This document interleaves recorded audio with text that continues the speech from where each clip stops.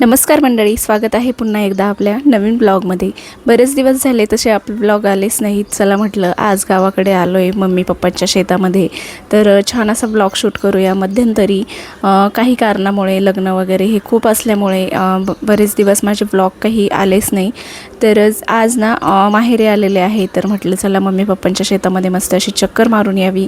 आणि खूप सगळे आंब्याची झाडं, नारळाची झाडं, इथे सगळं आमच्या शेतामध्ये फळं हे ते सगळ्याच गोष्टी आहेत बरं का। आता बरेच दिवस झाले, जवळजवळ 5 ते 6 वर्ष झालेले असतील मी काही शेतात आलेलेच नव्हते। तर आज गावाकडे आम्ही आलो होतो, म्हटलं चला आज काही शेतात गेल्याशिवाय राहायचंच नाही, आज शेतात मस्त अशी चक्कर मारून येऊया। आणि संध्याकाळच्या वेळेला म्हणजे 5 वाजता आम्ही शेतामध्ये गेलो होतो, कारण दिवसभर खूप जास्त ऊन असतं आणि आज ना आंब्याची तोडणी पण करायची होती, म्हणजे आंबा उतरून घ्यायचा होता। तर पप्पांनी असे दोन्ही साईडने आंबे, नारळ हे खूप छान असे झाडं लावलेले आहेत आणि सगळे फळं पण त्याच्यामध्ये मध्ये एक एक झाड लावलेले आहे नारळाच्या मध्ये। तर बघू शकता एवढे भारी आंबे आलेले होते ना, तर असे आंबे डायरेक्टली बघायला आणि तोडून खायला काय मज्जाच वेगळी। आणि ऊन अजूनही 5 वाजले तरी खूप जास्त होतं, म्हणून आम्ही छान असे पदर घेतले सगळ्यांनी आणि माझी मावशी, माझ्या दोन्ही मावशा, मम्मी, आम्ही सगळे शेतात आलेलो होतो। तर बघू शकता एवढे भारी आंबे, आणि हे बघून अगदी आपण हाताने तोडू शकतो एवढे ते खाली होते, जास्त काही उंचावर पण नव्हते। तर आम्ही सुद्धा मस्त असे आंबे तोडणीला मदत केली।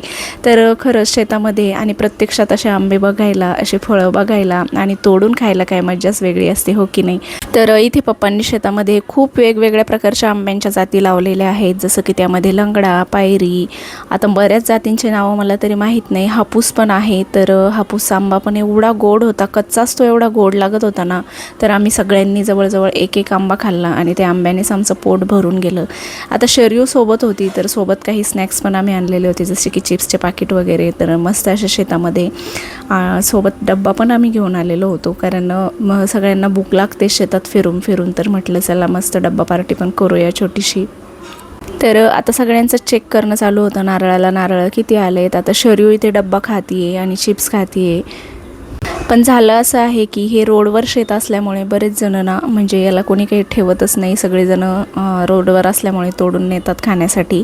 तर काही हरकत नाही, आपल्याला जेवढं उरलं तेवढं आपण खाल्लं तरी। आता शर्यूला आणि मला फिरून फिरून एवढी भूक लागली होती ना, कारण आम्ही सकाळी जेवण केलेले होते आणि थोडासा डब्बा मम्मीने सोबत घेतलेला होता। तर म्हटलं चला यांना बाकीच्यांना कोणाला जेवायचं नव्हतं, तर मी आणि माझी लेक दोघीजणी मस्त असं बसलो जेवायला आणि छान असा डब्बा एन्जॉय करतोय नारळाच्या झाडाखाली सावलीला बसून। पाणीसुद्धा आम्ही थंडगार असं सोबत आणलेलं होतं आणि इडली आज होती, तर इडली आणि सांबार हे सगळं आम्ही मस्त एन्जॉय करत होतो दोघी मायलेकी।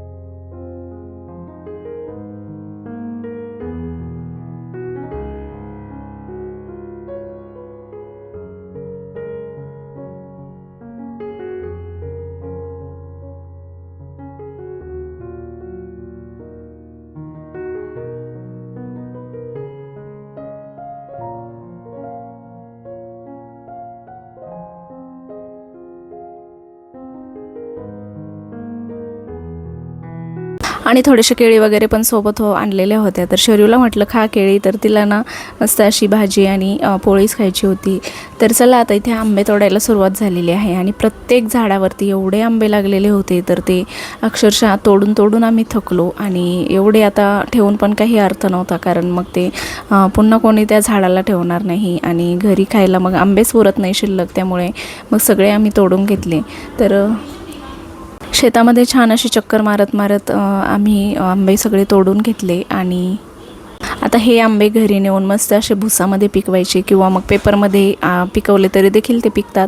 आणि इथे फुलांचे पण खूप वेगवेगळे प्रकारचे झाडं पप्पांनी लावलेले आहेत. तर त्यालासुद्धा गुलाबाला बघू शकता, गावरान गुलाब आहे आणि एवढे भारी फुलं त्याला आलेले होते.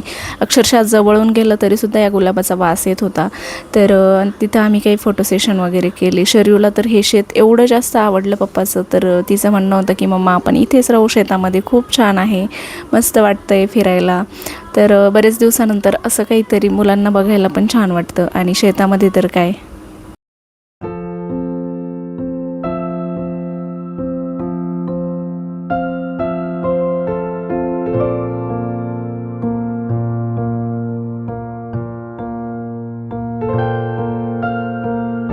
आता बरेचसे आंबे आम्ही तोडून घेतले आणि मावशी त्यांचं चाललेलं होतं की यातला कुठला आंबा गोड आहे आपण खाऊन बघूया म्हणून. मग सगळ्यांनीच आम्ही एक एक आंबा खाऊन बघितला.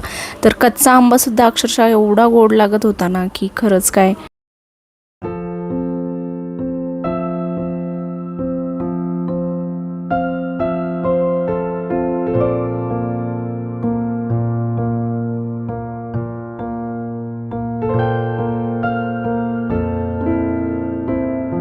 काही पाखरांनी खाल्लेले आंबे होते की जे झाडावर होते, ते आम्ही तोडून घेतले आणि म्हटलं चला पाखरांनी खाल्लेले जे फळ असतं ना ते खूप गोड लागतं, त्यामुळे आम्ही त्याला स्वच्छ धुवून घेतलं आणि सगळ्यांनी एक एक आंबा मस्त खाल्ला. तर त्याच्यामध्ये मीठ वगैरे तिखट काही नव्हतं, तरीसुद्धा आंबा चवीला एवढा भारी होता. आणि आम्ही जो खातोय ना तो आंबा होता हापूस आंबा. तर अशा प्रकारे आहे आमच्या पप्पांचं शेत. आता बऱ्यापैकी तुम्हाला दाखवणं झालं नाही, जेवढं दाखवणं झालं तर ते कसं वाटलं आणि व्हिडिओ कसा वाटला हे नक्की सांगा कमेंटमध्ये. आणि अशाच प्रकारचे व्हिडिओज बघायला आवडत असतील तर आपल्या चॅनलला नक्की सबस्क्राईब करा. भेटूया पुन्हा एकदा अशाच नवीन आणि छानशा व्हिडिओमध्ये. तोपर्यंत सगळ्या मंडळींना नमस्कार.